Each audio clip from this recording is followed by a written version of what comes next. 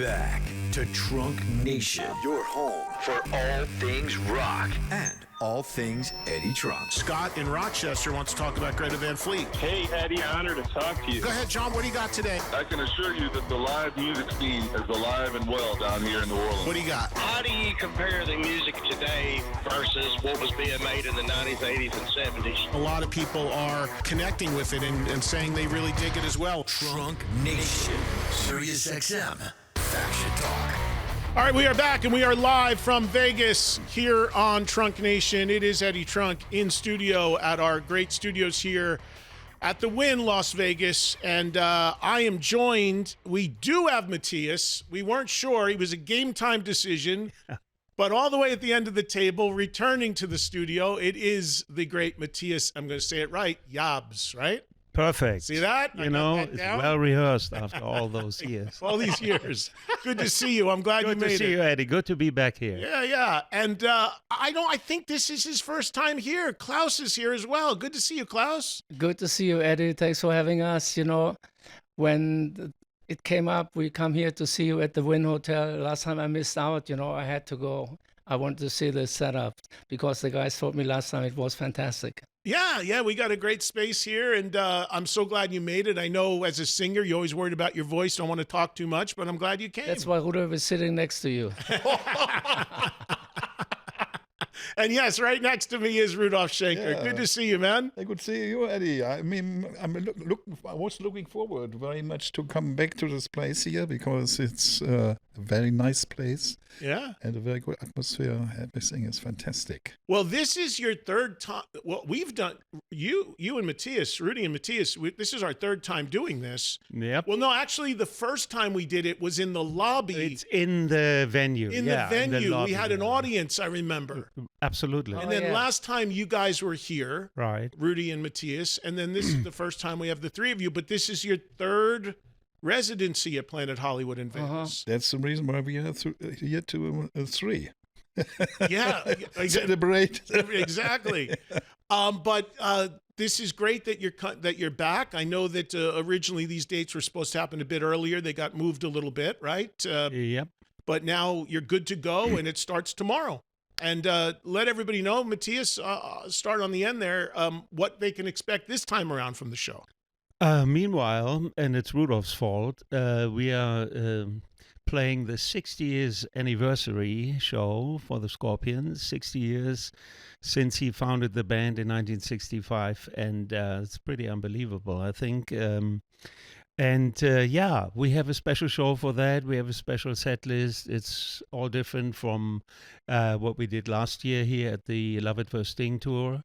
And it's going to be a great show and a couple of surprises. And it's going to be wonderful. We are playing since April. We had to miss out in whenever it was in March and springtime for the residency because Mickey had a health issue.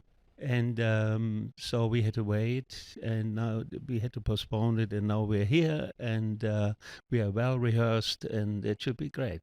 Mickey's doing okay now. He's good? Yeah. He's doing okay. He's back in Vegas, ready to party. Oh, yeah, we started the tour in April, so you know we are in great form.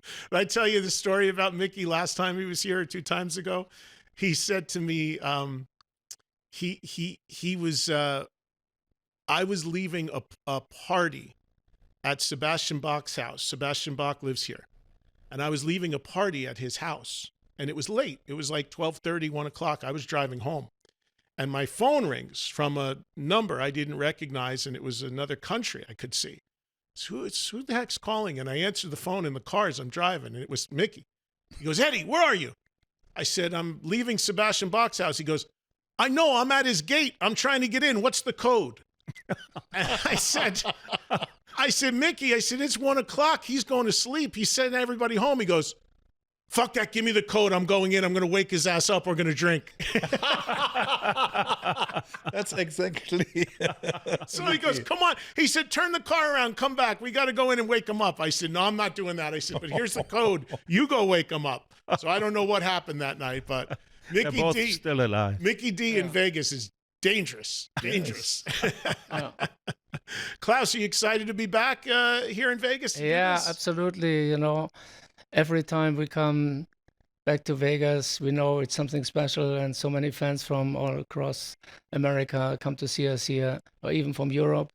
So when I arrived yesterday, coming with the car from LA, the first stoplight in Vegas, leaving the highway, we got crashed. There was another car bumping us. You got in a car accident? Yeah. On your way here? Yeah, 2 minutes away from the hotel. But not serious, I hope. No. It was not serious. Serious is only here. SiriusXM, right. But No, you're it was okay. nothing serious, But it was not funny, but not for the driver, He went out because it was not his fault. We had a fantastic driver making it from LA to Vegas in 4 hours, 20 minutes or something, It was pretty cool. And then we just drive into town and bang, That explains why the car insurance is so expensive here. Yeah. It really is. It's some of the most expensive car insurance in the country is here in Vegas because, number one, there's so many people. And number two, there's not a lot of great drivers. And number three, this is one of the few cities where bars are open 24 hours. Yeah. So people drinking and they have a lot of accidents. So it's very expensive. Rudy, do you like I would imagine you like the idea after touring the world for 60 years to be able to come to a place like this and just stay here and not have to get in a bus afterwards, right? I mean, it's fantastic. I don't know any better place than Las Vegas to rehearse for the tour and to whatever you have to do. It's great. You're not sunk in the hotel and can't do anything. You can walk around. You can buy things, you can, whatever you want, you can do. And that's the fantastic thing. You don't need to be sitting in a hotel. You can do something here. Nobody recognizes you if you dressed right. And yeah, have fun here. I felt yesterday when I arrived, I'm coming home. Yeah. Well, a lot of people have moved here for that reason, actually. But the idea of, and for you, Klaus, as a singer, to finish a show and not have to get on a plane or a bus and be able to go right to your room or do anything, that's got to help you out a lot too. Yeah, it's fantastic. I mean, for the band and also for our crew, you don't need to travel, you don't need to go. That's what we did for all our career, for all our lives, driving from one city to the next. The circus is back in town, and here you stay, you have a nice setup, you have cool dressing room, the whole set in the theater at Planet Hollywood, and they treat you like royalty, When you come here, we have all the cool billboards on the strip, and it's just a great setup and feels so good. You don't need to hop on the bus after the show, eat your pizza, you can stay here and maybe have a nice dinner after the show. Yeah, and so many of these residencies happen here. I mean, Sammy Hagar was just here. Aerosmith was just here. I just saw Lenny Kravitz last week. He did a run of dates here. So many of them happen here for the reasons you're talking about, because no matter where you are in the country or even in the world, who doesn't want to come here for a few days and also gamble and party and do whatever? So it's a good magnet as well, the surroundings. So it works out well. Matthias, do you golf? No. Do any of you guys golf? No. Oh, I thought you golfed for some reason. No, I love sports, but we never really started golfing. No. Okay, because this is a big place for golfers. I don't golf either, but I know especially in the heat today. Yeah, well, I know. It's a dry heat though. Yeah, I know. That's a good thing. So, okay, so the first show is tomorrow. I think there's 5 shows altogether? Yes. Something like that. At Planet Hollywood, the theater in there, which is a great venue. So people who came last time to see you, there's going to be differences in the show. You changed some songs. Did you say the production was great last time? Similar production? Did you change some stuff? Yeah, we changed. We added on, and song-wise, it's different.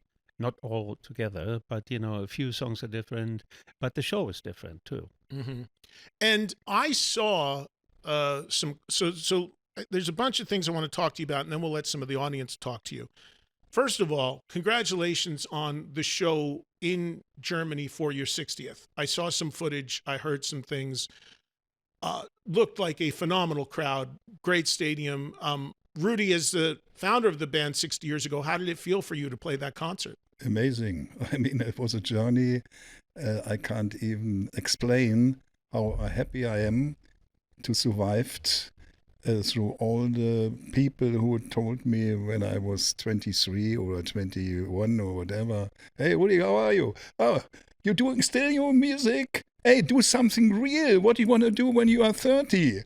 So now I don't want to even say how old I am, but now I'm looking back and I say that this was a dream of journey.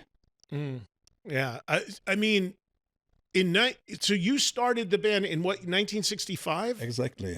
Was Klaus with you then or no? No, he came exactly on the date. He was waiting around the corner.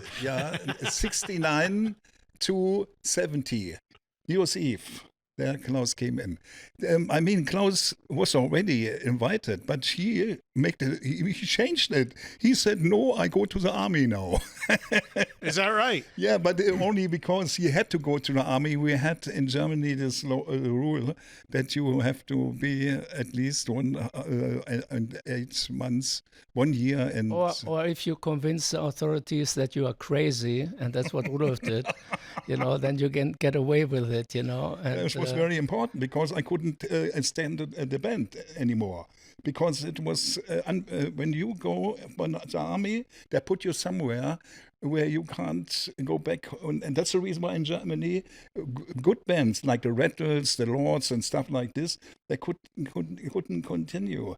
Because the reason was army, mostly. But in my band, the band I played before Scorpions, the Mushrooms, so everybody was happy when I went to the army because they were family men, they had to feed a family and kids, so when the career of the Mushrooms was over, most of them were happy.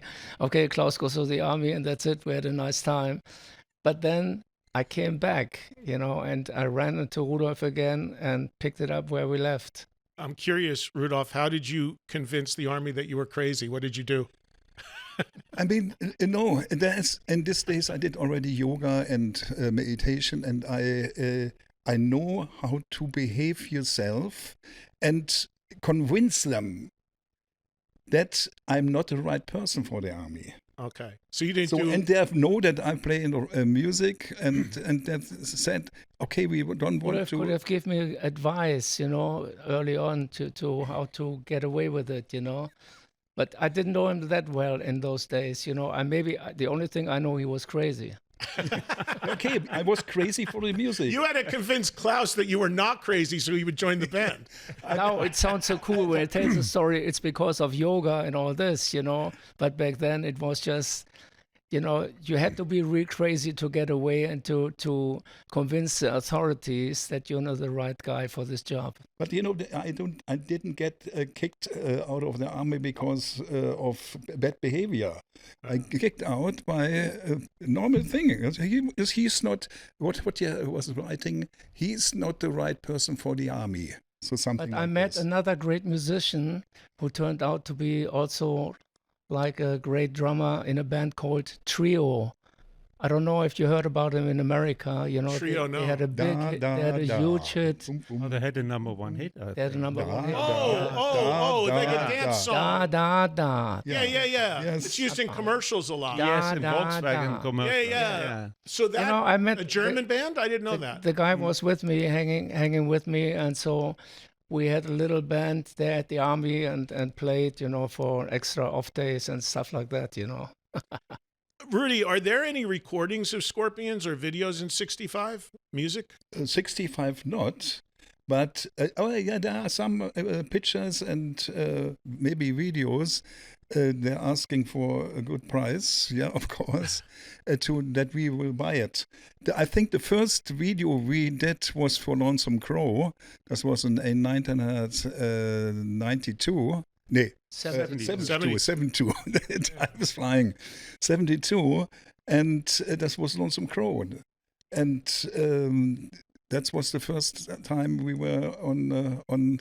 I just saw another clip the other day of Lonesome Crow. We played in Saarbrücken in a TV studio in Germany. I never seen that like before. I never seen anything like that, It's totally, what? That's the Scorpions. It's so crazy. This was also 72. This was a little bit like Yeah, so something like It was very psychedelic, you know, in those days. exactly. Yeah. Matthias, when did you came in 79, right? 78. 78. Prior to you coming into the band, how aware were you of Scorpions? Did you used to go see them? Did you know them well? I knew Rudolph to a certain extent, and I've seen them playing in Hanover. I didn't see them anywhere else. I mean, they started in the 70s to go to, other countries outside of Germany, England, Belgium, France, and Japan in 77, I think, for the first time. But so I was aware, I followed it. My predecessor, Uli John Roth, was a friend of mine. We lived in the same area. I went to school with his younger brother, so we played guitar together before he even joined the Scorpions. So I had a good connection. So you jammed with Uli before before you joined the band? Yes. Oh, I didn't know that. Yeah. We basically were like checking on different things. Listening to everything on slow speed to figure out how. What were you listening to back then? A lot of Hendrix? He was listening to a lot of Hendrix. I only listened to Hendrix I loved it. It's still my favorite guitar player, but we listened to stuff like Al Di Meola and Alan Holdsworth and those people. The freaky guitar players, just in order to figure out how they do that, in order to learn. I'm self-taught, and so is Uli, and we never had guitar lessons. Oh, wow. And interesting. So it was all by listening, and sometimes on the turntable back in the day, on half speed, everything is like an octave lower, and so it's difficult to figure it out, but it's the only way if somebody plays super fast to figure out, what he is doing in detail. I got the inspiration to invite him to a session. To invite who? Matthias? Matthias, yeah. When Uli was already with Monica Denneman in England, because he had the idea to make his own project, and I said, maybe we have to get somebody. And I was standing on the balcony of the hall where somebody was playing soon, and Matthias came with his girlfriend into the hall, and I could see him from the top up there, and I said to him, yeah, that could be a good idea. Let's call him tomorrow and invite him to a little session between guitar players, and I noticed he can play already good Scorpion stuff. And said, okay, you want to come and with everybody playing together? Yes. So, and we found out, he is good, he is great. He's the right person. You have to see it from the situation of how chemistry of the band and stuff. A person must not only be good, he must be perfect for the band, and then you have a chance to survive over the many years than we did. Well, clearly it worked out, because Matthias, you're at what, 47 years in? Yeah. It's amazing. I know. I'm still the young Still one. the new guy. Exactly. 47. That's amazing. Okay, so I want to ask you, so this concert in Hanover for your 60th, I was saying this on the air quite a bit when it was leading up to it happening, because I was a little bummed because the concert ended up happening the same night as the Ozzy Sabbath thing in England, which took so much attention in media because of what it was.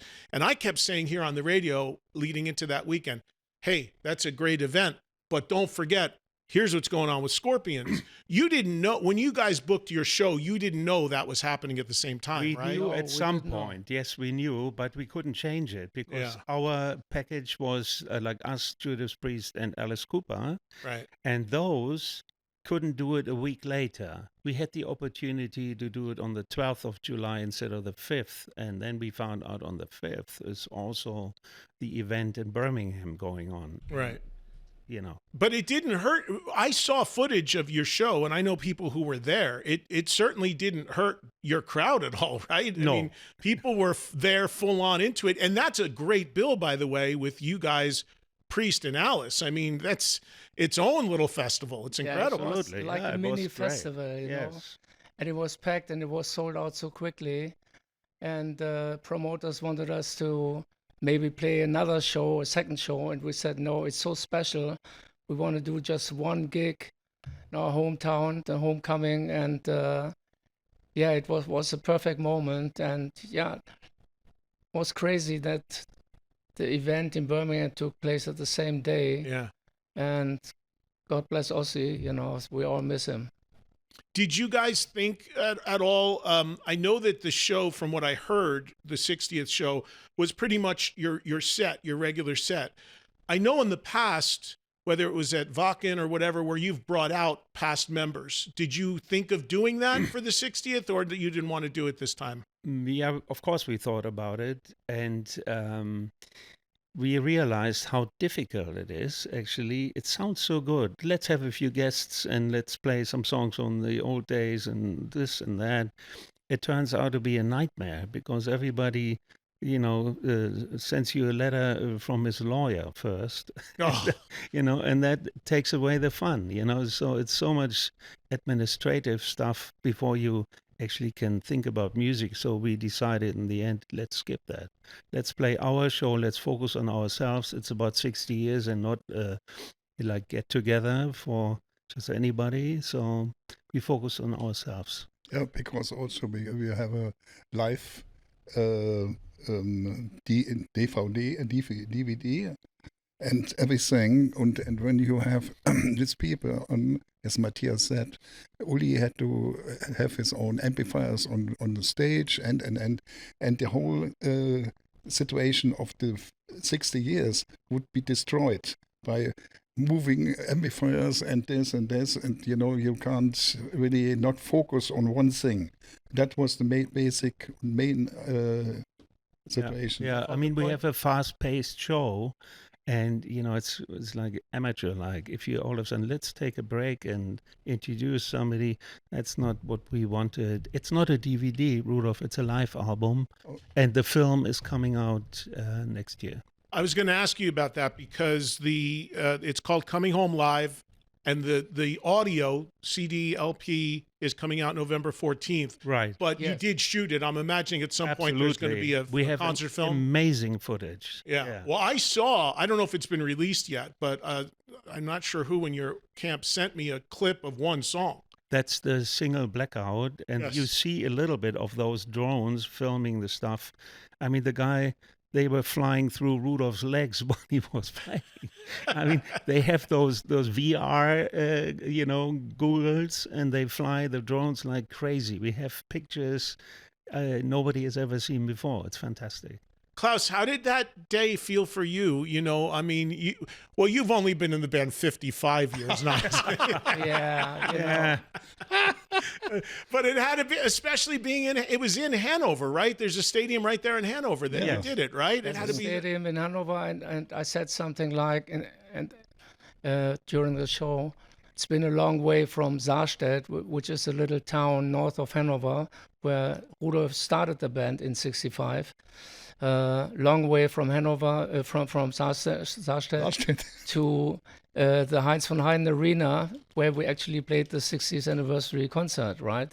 And in between, we played nothing less than the whole world, you know. It went pretty much everywhere, all continents, so many gigs.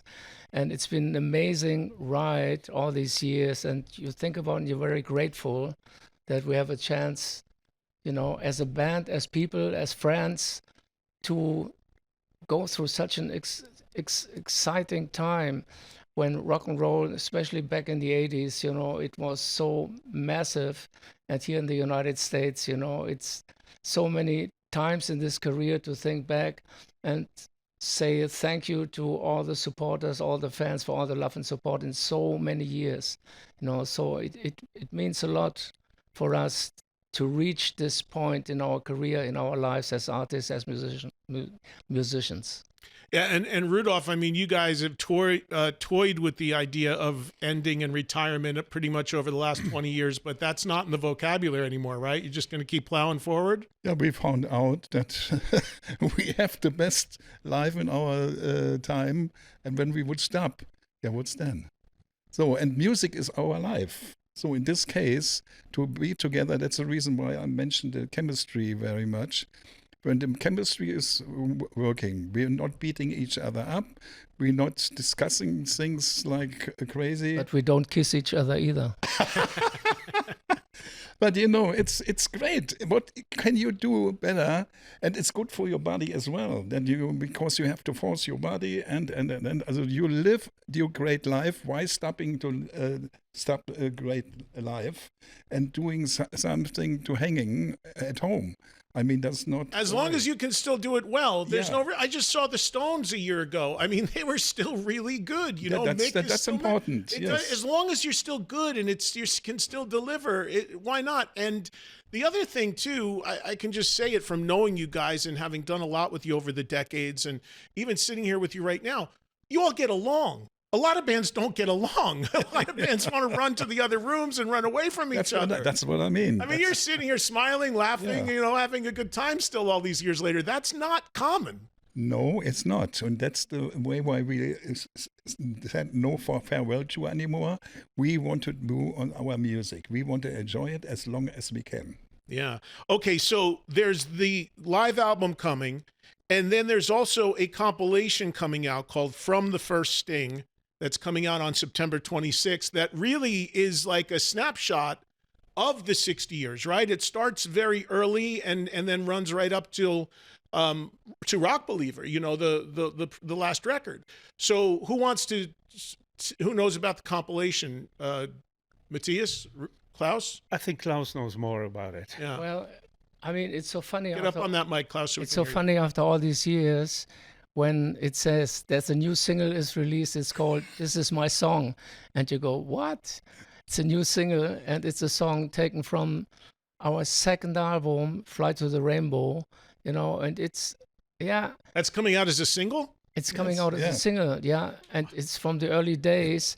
This is my song. But when you listen to it, then you get a feeling for that even in the early days, we found this kind of Scorpions formula, and you can hear it in this song, like so many others later. But I wasn't aware that really on Flight to the Rainbow, which was also a little psychedelic and a lot of Uli stuff, little Hendrix influence kind of stuff, Flight to the Rainbow, Fly People Fly, a ballad, And so having this now released as a single, I think it will, for diehard Scorpions fans, interesting to figure out what this is all about. And the guy who was not the producer, but he was the guy on the mixing on the board, was Mack. Mack, the guy. Who did Queen and all that stuff? We didn't know about it. I had this. I was manager in this time, and the man which I was doing the contract with from RCA would open up a new part of the RCA in America. And he said, Rudolph, here, I believe you. Here, you have 4 weeks, book a studio and do this album, and we will release it. And then I was hearing around, and somehow my mind came, okay, there's a studio in Munich where the DJ, what's his name? Giorgio Moroder had it open. So, and I booked this, and when we came there, who was there? Mack on the board. And he said, hey guys, you came 20 minutes too late. 20 minutes before the Rolling Stones left the studio. Oh, wow. Because they did this album here. It was fantastic. We get already the right person who did also Billy Squier and Electric Light Orchestra and especially Queen. Immediately we got this person on the board. That was fantastic, and we really did this album in the way of thinking about America. Yeah. Thinking about what the important point was in this the German days was that I brought the RCA into, when I had to sign this contract, I brought them into that when Scorpions plays in Belgium or in France or in England, they have to release the album over there because nobody would release an album from a German band. So in this case, we played there. We played in Liège, in Belgium, or whatever. And then I said, hey, guys, yeah, it's already on the way. We have our eye on it. And so then we go from France to Belgium, to Holland, to England, and then Japan, as you know, Tokyo Tapes. Yeah, and then America. The dream we had to be in America and play there. And the first time you came to America was with Ted Nugent. Was it with Nugent that you played? No, the first time we came was a festival. It was in Cleveland. The bill was Scorpions, AC/DC, Thin Lizzy, Journey, Aerosmith, and Ted Nugent. Yeah. Need a time machine on that. Were you on first? Yes. You guys were the first. And we played 10 o'clock in the morning, I think. And we played like the hurricane already. I mean, we were allowed to play 30 minutes, but after 45 minutes, we were still rocking out like crazy, like playing like for our life, And some of the managers backstage said, "What are those crazy Germans doing there? You should unplug them or something, we got to stop them, And Ted Nugent later on came to tell us, because we went on the road with Ted after this first gig in Cleveland, Ohio, and Ted said, "Guys, you have to calm down a little bit." He told you that? Yeah. Ted? Yeah. Speaking of that, I got to tell you guys, I was clicking around the other day on YouTube, which, when you do that, you go down all these spirals and stuff starts popping up. And I was watching a concert. One of your concerts came up from '84, Japan Super Rock. Yeah. And you're playing in the daylight. And I guess at that time, Love at First Sting had just come out, I believe, because you're playing stuff from that record. But I was just amazed watching it. And of course, I saw you guys back then. But when you talk about rocking out and going crazy, Klaus, you were out of your mind in that. You jumped into the audience. You were up on Herman's kit. You're running around. It's like you're swinging. Yeah. And then at those days, I was swinging around the microphone with a cable, which was a great stunt always. And everybody had to be careful not to come too close to the swinging line, sometimes I hit Rudolph or Francis in the head with the microphone, like going crazy. And one night, like the crew loved to play jokes on the band, when it was the last gig on the tour, and so since I was swinging my microphone and throwing it up in the air to catch it was very cool. So what I did, swinging the microphone like crazy, throwing it up, but it was not coming back, and I was standing there because the crew had managed to put up some Fisher lines or something, so the microphone was hanging above the stage, and I'm making a fool out of myself there on stage, looking up in the sky. And then there was a moment, because I hadn't seen that show in a long time, where Matthias and Rudy come over and they put their guitars on your neck. So you've got like 3 guitars hanging from your neck. And Rudy's doing a backflip with his head in the V in the fly. I was like, this is like so over the top. Like you guys were but going I crazy. think Rudolph hit himself. It was not only me with my microphone hurting people in the band, but it was like in Brazil. I think Rudolph's blood was running down his face, It was such a crazy scene. Yeah. Everybody went nuts on stage. One day, only coming from Germany, flying into Brazil, and then the next day playing already. So, and what I did, I was jumping again from our equipment down, but somehow, because I was not really there already, I was hitting myself with the guitar by jumping down, become very high, from high up, on the knee, and the guitar was in between, and they get 7 stitches. None of this. And then next day, 1 week later, we played in England in the festival. Reading, exactly. None of this is and going this on is at Planet when Hollywood, I hit by the Rudolph way. again, and his head became a road map. A roadmap, yes. Yeah. Wait, say that again, Klaus? What happened? What? Say again? What did you just say? I just said, and then I hit Rudolph in the head probably with a microphone, and he said, now my head becomes a roadmap, with stitches That's how he everywhere. proved. That's how he showed he's crazy. He's gotten taken hits to the head with a microphone. But you these days, when you look at that, Klaus, and the stuff you were doing back then, you must be like, how the heck? I mean, you had to wake up feeling so sore. I mean, you can't even do that. You know what? In the very first show we did in Japan, when we recorded Tokyo tapes, so in those days, I mean, the stage was really big, and we were totally overexcited to play the first concert in Tokyo. It was like, wow, we're in Tokyo, the land of the rising sun, so we have to give it all we've got. And I was running out.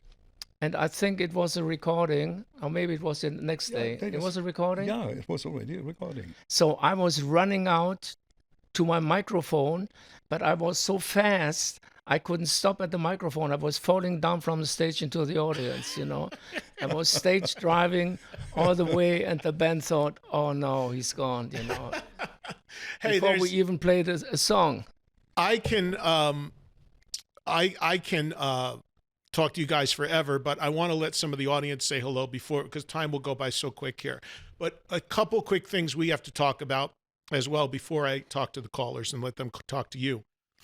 I also need to mention, as I've been telling the audience, there is a biopic on Scorpions coming out called Wind of Change that has finished shooting and is now being edited and is probably going to come out, likely, I'm hearing, early next year.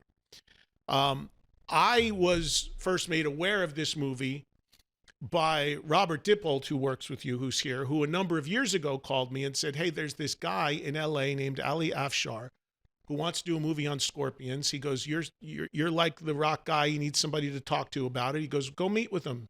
So I went to his office in LA and we had a nice conversation. And we became friends. And I know how badly he wanted to make this movie because I know what Scorpions means to him. For people that don't know the story, he fled Iran as a kid. Scorpions music was very important to him. And he was very passionate about doing this.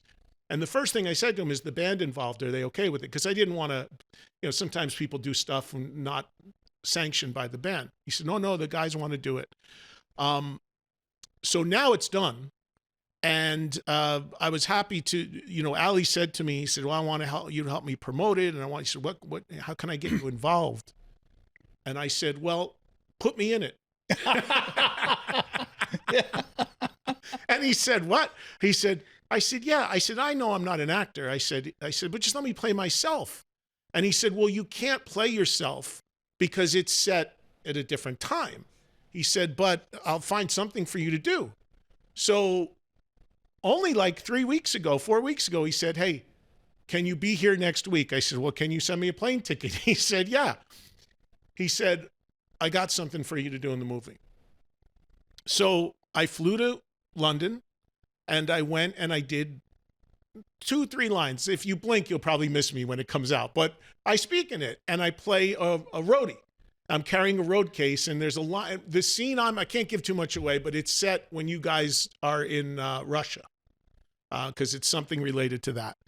But it was a thrill for me because I always wanted to do something like that. And more importantly, though, I got a chance to read the script, as I know you did. And I know how personal this is to Ali and how much of a great film he wants to make. And I met all the actors that are playing you guys, and they're fantastic. Yeah. And I saw the stage sets. I was in the sound stage. I saw everything. It looks amazing.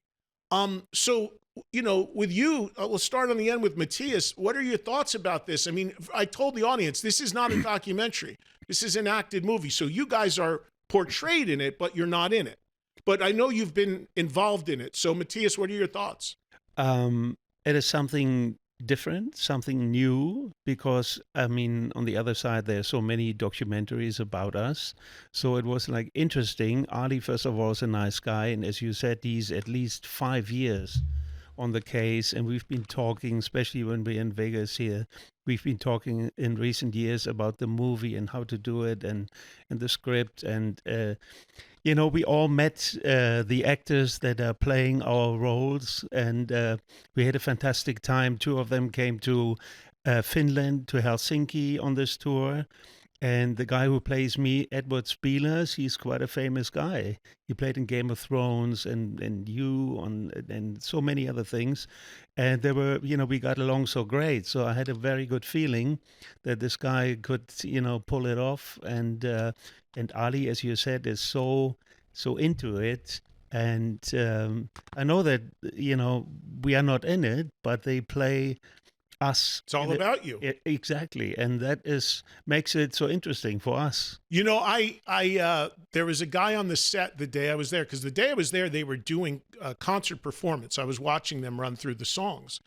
And there was a guy that I met that came up and spoke to me and said hello. And he was talking to me for a while. He said, well, what do you do on the set? And he said, well, I show the guy playing you, Matthias, does not know how to play guitar. I know. So I met the guy was there showing him where to put his hands. I know. And I said, is he gonna? He goes, well, he's gonna have the idea, but there might be a cutaway of. It's Alex. No, he is, the Alex guy. He is the hands. Yeah. We met him, so they will probably do close-ups because he learned what we are playing, like, sort of. Yeah. But apparently, Rudy, the guy playing you, he told me that he learned guitar like 2 weeks before, and his instructor was there and said he's actually gotten quite good very quickly. So your guy actually pretty much knew what to play. Yeah, he's also German. Came very early to United States. I think when he was 8 or 9. And then he goes from there to France, then United States again, and start acting. So he's a great guy. I gave him also instruction because he wants to know about me, things. And so I said, buy the book, Rock Your Life, and then you know more about me, instead of I telling you everything. Mm-hmm. So in this case that he did, and he is fantastic, and I think everybody Ali found it's very good together as the Scorpions. And Klaus, the guy playing you, I think Ali told me you actually suggested. Is that correct? You knew him? Yeah, well, I knew him, and his name is Ludwig Trepter. He's a German actor, and he's quite popular in Germany. And I met him, I think it's more than 10 years ago. But we both knew, that we had a meeting in Berlin one time. We had a nice chat. So when Ali recommended him to do to do his role playing me, so he asked me what I think, and I said I met the guy a long time ago, and I think he's a very, very good actor, and I think I'm cool with it. Let's go for it. Yeah, he's great. He's a great guy, the actors came to see us while we were on the road before they started shooting in London. Some of them saw us in Copenhagen, and some of us met with us in Helsinki in Finland. We had a nice evening together, having a couple of drinks, and they wanted to study us a little bit, get into our personalities. It was cool. And I must say, Ali did a fantastic job. He's really like a friend. With this kind of project, from the very beginning, you never know what you get into, and doing a biopic, and thinking about Bohemian Rhapsody, Rocket Man, there's not so many, but a very few that are really, really, really good, and so doing this, it's something very special, and at the end of the day, it's a matter of trust. You have to have a good vibe with the whole production team, and the whole team is fantastic. I just was in Los Angeles and was hanging out with Ali and the team at Warner Brothers, and they showed me a couple of clips, and I was like, wow, man, I'm here in Hollywood, and it's about us. It's about my life, It's crazy for a moment. It's very surreal, I bet it's surreal seeing somebody else portray you and wait until you see it up on the big screen. Yeah. It's going to be incredible. And yeah, that's the thing. These biopics, they can be very good or they can be very bad if they're not done right. It's a tough thing. And I think what convinced us about it was that since Ali is from Iran, like you said, he fled from Iran, and but lives in America for all his life, you know, but he has a different point of view on the band and of the story of the band. And I think this is what makes it very, very special. And it's not the typical crazy rock and roll drug movie, you know. It's different, has a different approach, and that's what makes it so special. Yeah, and Ali really knows, because coming from Iran, what music can do. Yeah. Especially got hit by the Scorpions. He was so much into it, and he convinced us so much because we could feel he really loved it. Yes. To do it. Me too. The minute I met with him, I understood and I knew it was coming from the right place. And he's made a lot of movies, but he's never done a rock or a concert movie before. He did an American wrestler. Yeah. Yeah, which is his story. Yeah. Which is his story is amazing. Exactly. Fleeing Iran and what he's become and what he's built here in his own career and his life is incredible. I've told people they should watch that movie. I watched it recently. But this was, for him, Scorpions were so important, and I know how badly he wanted to do it. And it was funny because the last time I met with him in his office, I said, well, what's happening? And he said, I'm going to know in the next couple of days. It's like right if he was going to get the green light to do the film. And I didn't hear from him for a little while. And I thought it was and he called me, said, I got it. I said, yes. So he was really very, very excited. And as we all were, and I think the fans are going to be, and I know it's going to be great because I'm in it. No, I'm just kidding. My 4 seconds. That's why it's going to be great. No, it's coming from the right place, and it's going to be and we are very connected very long also. For how many years we know each other? At least 35. Yes. I mean, I've been doing this 42, so I probably met you guys around Love at First Sting or something. The whole team is coming to Las Vegas this weekend. I know. He told me, unfortunately, I'm not going to be here, but he told me they're all coming in. Yeah. Yeah. So, but the movie is scheduled. He told me it looks like early next year, January, February. January, February. And he told me there's probably going to do the premiere, this screening in Munich. He was hoping to do. In Berlin. Berlin. I'm sorry, Berlin. But there will be also like the whole red carpet kind of thing in LA. Yeah. So I'm very excited. I've already called the Academy to accept the award when I get nominated for the Oscars. Of course. I got my speech ready. I'd like to thank the Academy. Another 4 seconds. Exactly. I'm going to get the first Oscar for 5 seconds in a movie. You can say hello for 4 seconds. I felt so bad because when I did this that day, they put a wig on me. You had to say something? Yeah, 3 lines. Okay. Oh, wow. And they hard to remember. Yeah, well, I'm not going to give the lines away, but the people in Russia who see it might not like me so much for the way the lines but they gave me to say the lines. But I put a little wig because they said to me, do you want to look like you? Do you want to be completely changed? I said, I'll call Ali. I don't know. I'm just here. I don't know what I was doing. So they put a little hair on me, and I went up, and I've done some little commercial things, but I don't know the movie set. And the guy I had to do the part with is playing your tour manager, and the band is in the background. And he comes, and I see him practicing his lines, and he's getting in his zone, and I'm just standing there like, and he comes up to me, he goes, so you want to run the lines? And I was almost like, what does that mean? He goes, he looks at me, he goes, I go, just so you know, I'm not an actor. I said, he goes, oh, he goes, and he gave me a compliment because we had done the practice. He goes, oh, I didn't know that. I go, you didn't know that? He goes, no, he goes, I said, no, I said, I know the band, and I said, Ali's a friend, and it's just something for me fun to do. He goes, oh, okay. He was super cool. He was great about it. And he helped me out a little bit. So hopefully Ali doesn't cut it out of the film. Ali, if you're listening, you better keep it in. But it was a lot of fun. It really was. But more importantly, I think the movie is going to be great. Okay, so there's all that going on. And then the last thing that just got announced today, what is Meet Your Master? I just saw that get announced today. Do you guys even know?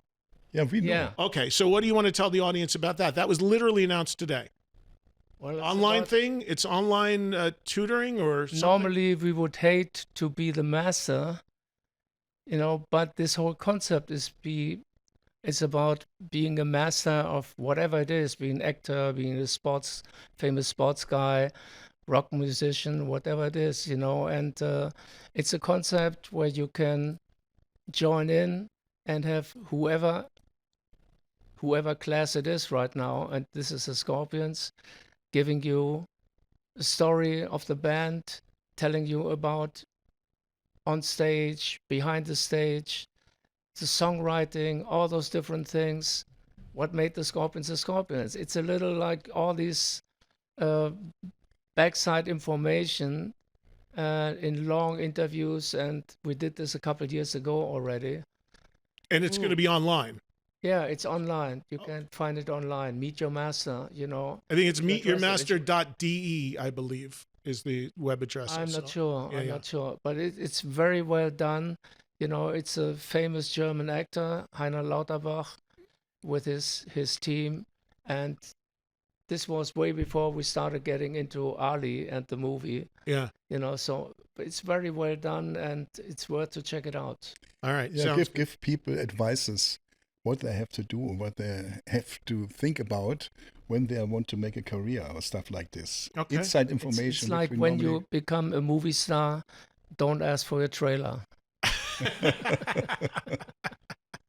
Maybe I give, now that I'm a movie star, I'll give some advice. You should have seen my demands on the set. I was crazy. Ask Ali. I was crazy. No. So, okay. So a lot going on with Scorpions. From the first Sting compilation, September 26th. Coming Home Live out November 14th. You just heard about Meet Your Master, the Wind to Change biopic coming early next year. And most immediately, kicking off tomorrow here in Vegas at Planet Hollywood will be 5 shows at the theater there. And as you just heard, the guys are going to be playing their 60th anniversary set. So that is awesome. Where did we go from here after this? What is the plan after you finish up in Vegas?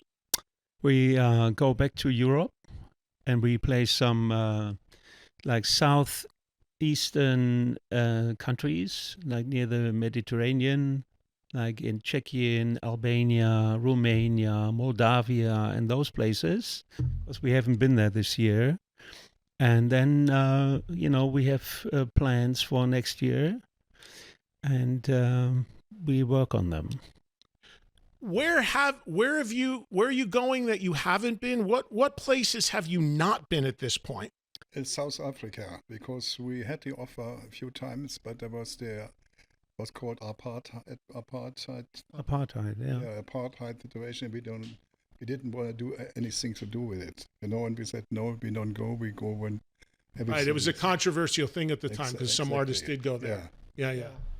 So that's. But you are going. No, not yet. I mean, we have now 83 countries so far.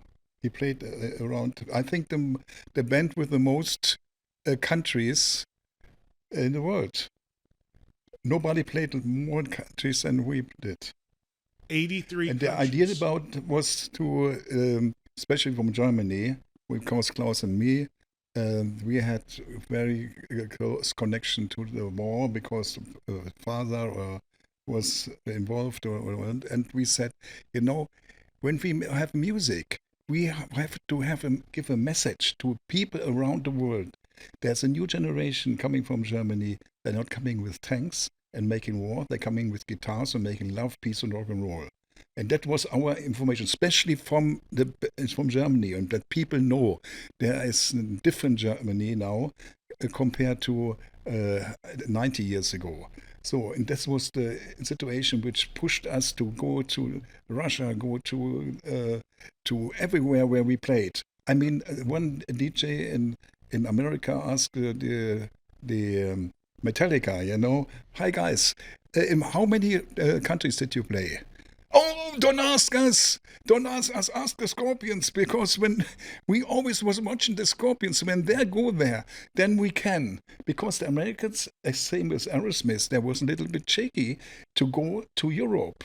Because our manager was David Krapes, and he always told us, he said, when I tell Aerosmith to go to Europe, he said, only when you come with us. When you come with us.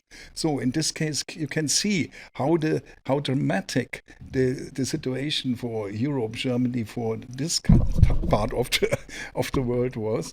And we are happy to play in so many countries and give people the advice: make love, peace, and rock and roll. That's what it is. Yeah, I don't know of a band that's done more than you guys internationally. I mean, there probably isn't one, right? I mean, I don't think there is, especially for how long you've been going, and it speaks to why you can play the world like you do now. I mean, I talk about it all the time. Globally, it's just remarkable, the love for Scorpions around. It's a big planet, and you pretty much have played all of it. China, we played three times, I think, in China, and it was fantastic. And also in India, for example. India, also. You know, it's great to play there, and it's unbelievable how the direction of the people are. I mean, when you play at the Amazon in Brazil, and then the next thing you do is to play in Siberia in a snowstorm, you know. Did you ever go to any place that was very remote and feel unsafe? Yeah, we did Beirut. We played after the war. We played there, and then we were really saved control by the army. You know, but it was risky to go. Oh yeah. You know, and we saw even didn't know a million or 10 million bullet holes in the walls in the buildings, and we were, you know, we had the special forces with us, and we shot 2 videos with like hardly dressed ladies, and this is a very Islamic kind of country, so they were not too excited. Oh, wow. Because there was a story that Deep Purple had around 73, 74, where they had a problem in Indonesia. And somebody died on their crew. And then Bruce Dickinson, who I'm seeing tomorrow, actually did a solo tour in Sarajevo in the war. There's we played Sarajevo documentary. We stayed at the hotel that you could see on CNN burning. You know, top floor. That's where we stayed like 4 weeks prior to the war in Sarajevo. Unbelievable. What about Rock Believer? Phenomenal record. I mean, the last record was fantastic. And do you want to do another one? Are there thoughts of doing another studio record? If Klaus has enough lyrics for us to, because this was a very good idea when we did Rock Believer. Klaus came the first time with a package of lyrics like this and said, Rudolph, look inside what you can find, you know, maybe there's something. No? And I have a studio in Phuket. And I was driving around, went to another. Oh, great! Yeah. Okay, studio up and doing some demos, getting our our engineer over and get everything in form, send it to the guys. Today is everything possible, you know, to get informed what the songs are all about. And I think this new way of working and composing, it's great, because if you go into the routine, you get into the boring direction. But if you have now lyrics and you know, this is great, that's was fantastic. And that's maybe also the situation that we didn't go to America because of COVID. We said we have a good studio here in Hanover, and we have our engineer who is informed with everything. Why not doing it by ourselves? We know how the songs of Scorpions has to sound like. So, and that was the reason. Sure. Initially, I remember when you were making Rock Believer, I had one of you guys call in. It might have been Klaus at the time, and you were working with Greg Fiddleman at the time. And Greg was in LA, and you, because it was COVID, and you were in Germany, and the time difference became a problem, we tried very hard to make it work, you know, but it was impossible to travel, you know, the travel restrictions either way in the US or back to Germany. So to work it all out, we were in the studio after a long day of working, and then we had Greg per Zoom from LA, and we talked about the songs and what we did, and it worked for quite a while. But it came to a point where Greg said, guys, it's better to stop it here, and we wait until this COVID thing is over and you come to America and we finish the album here. And we didn't want to lose the momentum and we believe we can do it ourselves at that point, and stay in Germany and get it done. And looking back, it was the right decision, So Klaus, Greg is a great producer, and we would have loved to come to America, but it was at the time, it was impossible, like we all know, the COVID thing was pretty bad. Yeah. So Klaus, Rudy kind of did what we call in America, he threw you under the bus, meaning that he says it's up to you if you have lyrics for the next record. Actually, do you have lyrics? Because it was working so great. I sent him lyrics like quite a while ago, but I still haven't heard back. One lyric. But this It's not enough. But this song Yeah, you have was to supposed. You have to start somewhere. It's one song, and the song has to be supposed to be a really kick-ass kind of, really, and Yeah, but that's where you come in. Yeah, do you have the music? Yeah, but the point is, you have to get the right momentum. That's the important point. And if the momentum is not right, you can do what you ever want. You don't send something out which you don't believe in it. And that's the real rock believer. So, but I think it's the time will be right in the right time. When I think about because you can see it in a positive way. On the other hand, with Still Loving You. Still Loving You was waiting for 7.5 years until the band was ready on the head to play it, because even Udi on the road didn't want to play it because it was too much. I don't know what they're talking about it, but it was not the right moment. We came back from America after the Blackout tour with a big hit of No One Like You. So came back, and then I started the theme again. Every time when we recorded an album, I played. Matthias jumped in against the guitar, and then Herman played, and Klaus was moving in, and there Here we are. This was the time where everybody was ready to make it. And that's the important point, to have the patience to wait long enough. Right. And not to back then 7 years was no big deal, but now it's a whole different story. Don't get rushed because of time. That's not Matthias is still a young kid, Of course. But the time's ticking for all of us. I just turned 61 the other day. It's going fast, man. It's going fast. Happy belated birthday. You are a lion? Huh? You are a lion? Leo, yeah. Leo. You too? No, my son. Oh, okay. Yeah. 60. Your son's really young. Your young son? Yeah. You have a really young son. Yeah, 10, yeah. God bless you, man. That's amazing. That is amazing. So, okay, so maybe new music, we'll see. If he has the lyrics, you guys have the music, we might get another Scorpion studio record, right? Maybe? We take it from maybe. there. Yeah. Maybe. Okay. One more thing. I think we can take calls now. So we have a few minutes. We can get a few calls, and we just fixed whatever the problem was. But we should mention this for especially people coming to the shows here in Vegas, which start tomorrow. There's a lineup change for these shows that Pavel is not going to be performing. Go ahead, Matthias. Tell everybody what's going on. Yeah, Pavel has a private issue, and he couldn't make it for these 10 days. And our very good friend Chuck Eric from the Alice Cooper band, we just played for our 60th anniversary show in Hanover together. So he's gonna play the bass for the upcoming shows, the 5 shows in Vegas. But when we are back in September, Pavel is back. But thanks to Chuck for helping out.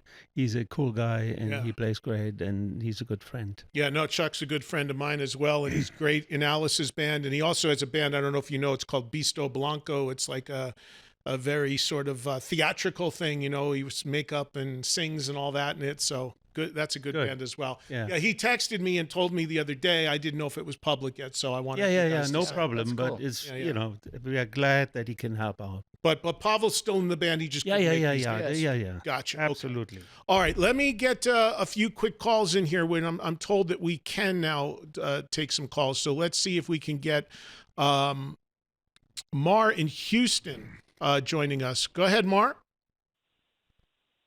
Happy birthday, Eddie, and an absolute honor to speak to the guys. Way back in the 80s, I was at the US Festival, along with 300,000 or 400,000 people. And the question that I've always wondered was, some bands filmed their show professionally and released it, in different times. But did the Scorpions do that, and is it put away somewhere for later? The fans want to know. Well, I think the US Festival was televised, right? So it would have had been shot. Yes, it was televised, and we also had a professional team there. And there is like a film or a video about the Worldwide Live World Tour, and the US Festival is just a part of it. Okay, but the US Festival, you have the footage. You Yes. could put it out Yes. if you wanted to. Yeah, I think it has been put out in various variations. If you check it out on YouTube, you find something. Okay, yeah, like I said the other day, everything you end up finding on YouTube if you look hard enough. Here's Frank in Baltimore. Go ahead, Frank. Hey, how you guys doing? I'm trying to remember. I think it was the Get Your Sting and Blackout tour. I saw you guys in Columbia, Maryland at Meriwether Post, and that was actually my first time, which I could kill myself for. But anyway, because I'm 63. But I remember not wanting to miss that because it was talk that you guys, Eddie's already touched on it, but it was talk that you guys were going to retire. And I was just wondering at what point, because you continually stayed on the road for the next 4 years, but at what point, was that a fact? And if it was, at what point did you all say, hey, we still got a big audience out here. We're going to keep doing this. I was just wondering that. Yeah, well, Rudy, you kind of touched on that before because there was a point where you thought you were pretty much done, right? You kind of did say farewell. Yeah, but then MTV Unplugged came in, and we never could do it because we had no time. We were always on the road, and we said, hey, yes, let's do it. And MTV Unplugged became a big thing, and we should clarify that for Klaus the audience has because something to say. MTV Unplugged was not in this country because we don't have MTV Unplugged. This was in Greece. But we right? always used to say, as long as the Stones doing it, how can we give up? That's what it's saying. Also the Stones are responsible for it. So as long as we have the Stones, we'll have the Scorpions. That's the plan. I think the MTV Unplugged show in Greece, it was amazing, but I think it has not been officially released in the States yet. Yeah, we don't have Unplugged here in the States anymore. So yeah, it might be released. So there you go. There we have a new one, right? There's your new record. Yeah. You don't have to write lyrics, Klaus. Here's Henry in Tahoe. Go ahead, Henry. Hey, gentlemen. Thank you for the music, man. I'm following you guys since '79, the Love Drive, and I'm going to see you on Tuesday in Vegas. So I've seen you guys 2 times previously. I was standing right in front of Matthias right there on the right side, and I'm definitely going to be on the left side this time. Check out Rudy. So once again, appreciate the music. Rudy man. said Love that. Matthias is shaking his head. He said, you're on the wrong side now. First time you're on the right side. Yeah, you started off pretty good, but then you made a mistake. Right on, man. You guys rock. At the end of the day, you can come to the middle. That's where I am. The next time they play Vegas, you'll be in the middle, and then you'll get Klaus. So that'll work out. Here's Ruben in Austin, Texas. Go ahead, Ruben. Hey guys, nice to meet you guys, man. I'm really excited just to be able to talk to you guys. I stood in the background of the Joe Freeman Coliseum. There was a little rock heavy metal station that was underground out of San Antonio, Texas, called KMAC. And when I knew that you guys were going to come in, we couldn't get in. We stood in the background, and y'all opened up for Ted Nugent. And when you guys came out, you guys were so excited. You got onto the bus, and me and my wife at the time, we walked onto the bus, and y'all started talking German, and then you threw us out. But yeah, great afternoon, great event.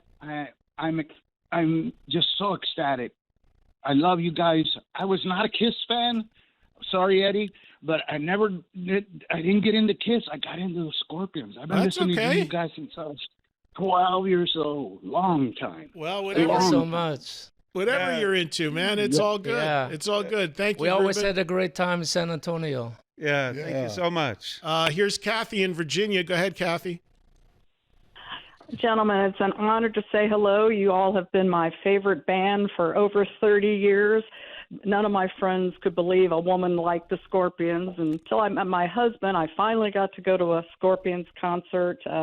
Your music has been very important to me for many years. Still Loving You is one of my husband's my favorite songs. And we do have the vinyl of the MTV Unplugged in Greece, and it is our favorite. We play it all the time. How you like it? We have it on. It's our favorite. Oh, it's unbelievable. It's just, we played it so much, we've probably have put some scratches on it, but it's wonderful. I've had the pleasure to be in Hanover once for the World's Fair in 2000 and was hoping I'd run into you all there, but I didn't. But please keep on playing. I hope you have another album and that you also do another Las Vegas residency so we can come out there and see you all. Thank you so much. Thank you, Kathy. Do you plan to come back after this one? Do you want to do a fourth one here in Vegas? I mean, it's really like a compliment when the last show is played and the officials from Caesars come to the dressing room and saying, guys, you can come back anytime and play how many shows you like. That's a huge compliment. Yeah, no, that's great. So hopefully we'll get more. As long as the Stones keep playing, we'll keep getting Scorpions. That's what I said in the late 80s when they asked us, how much longer do you want to do it? I said, we just started out. What kind of question is that? Steve in Louisville. Go ahead, Steve. Steve. He's driving. Yeah, he's clearly driving. No, hello. Hey, I'm here, guys. Happy belated birthday, Eddie. And just want to ask the Scorpions two things. One is I want to thank you for informing me today that I actually got to see your first show in America because I was at that World Series of Rock at Cleveland Stadium. Yeah. Do you remember it, Steve? Do you remember it? Do you remember it well? I was 12, and the biggest thing I remember was I really didn't know them, to be honest, but I remember seeing AC/DC with Bon Scott, which was awesome. Yeah, well, that's a great bill. My second question is what was it like? I got to see you in '86 when I was in the Army over in Germany for you guys headline Monsters of Rock. That was an incredible bill with Bon Jovi, Warlock, MSG, Def Leppard, Ozzy, and you. And what was it like to headline in your home country with such an amazing bill? It was excellent. We played 2 shows in Nuremberg and Mannheim, and those were fantastic. Let's see if we can squeeze one more in here. This is Robert, who is in Louisiana. Robert, real quickly, because we're about to be out of time. Go ahead. Hey, thanks for letting me talk to the guys, Eddie. Animal Magnetism is like my favorite song y'all put out, man. Is that impossible to get back in the set list, or what's the history behind it? That's all I want to know about Animal Magnetism. The song Animal Magnetism. Yeah. Yeah, at the moment we don't have it in the set. It's actually quite a long time ago that we played it live. But it always, went down so well because it has that deep and mystic atmosphere. I love it. And it was also used in the Wrestler, the movie The Wrestler, right? Oh, really? Yeah. You didn't know that? Well, we have to watch the movie in order to listen to it. It was you don't know about this? No. I haven't seen the movie yet. There's a movie called The Wrestler. It came out about 10 years ago, maybe. Mickey Rourke. It was his comeback movie. It was done very independently. And there's a scene where he's dating a stripper played by Marissa Tomei, and he goes to the club to see her, and she's dancing to Animal Magnetism. Yeah. Oh, that's interesting. Yeah, fantastic. So now we know what you guys are doing tonight on Netflix in your hotels. Yeah. I was thinking about the American Wrestler at first. No, I think it was just called The Wrestler. Yeah, movie. No. It was Mickey Rourke. I remember that. His comeback movie. Yeah. And I remember the placement of the song in there. I was like, wow, that's cool, because that's a song, more of a deep track. It's so great to see that so many tracks, so many songs being used in movies after all these years. Especially Rock You Like a Hurricane, it's all over the place. Here in America, we had it in a beer commercial forever. It would play constantly on a beer commercial. I hope you guys are seeing a lot of money from all this stuff, right? A lot of beer. we have to control it. Well, that's what Robert out there is all about, right? That's what his job is too, right? Exactly. Well, guys, we're going to run out of time here. Sorry we didn't have more time for calls. We had a little glitch there. We weren't able to get everybody in. But thank you to the callers. Thank you to everybody here in Vegas for helping me out today. And thank you, Rudy, Klaus, and Matthias, for all the amazing music and for always coming by to see me. I appreciate it so much. Everybody go see Scorpions here in Vegas. It starts tomorrow at Planet Hollywood, and we talked about all the other projects as well. And I'm sure we'll do something around the biopic, too, if not before. So. And we thank you to you to help us out in the movie. Oh, yeah. It's going to make the movie, I'm telling you, Rudy. Yeah, people are going to flock for me. Make sure you don't miss the premiere. Yeah. I've never been to Germany. We want to see you on the red carpet. I'm telling Ali, I want to come to the Germany. I've never been to Germany. I want to come to that one, too. Ali. You're more than welcome. Thank you. Thank you, guys. Thank you, Eddie. Have great shows here. I'm sorry I'm going to miss them, but I have to leave. But thank you so much always. Thank you. Thank you, Eddie. All right, everybody. We'll see you tomorrow with Bruce Dickinson from L.A., everybody. Take care. Say hello to Bruce. We'll say hi to Bruce. Yep.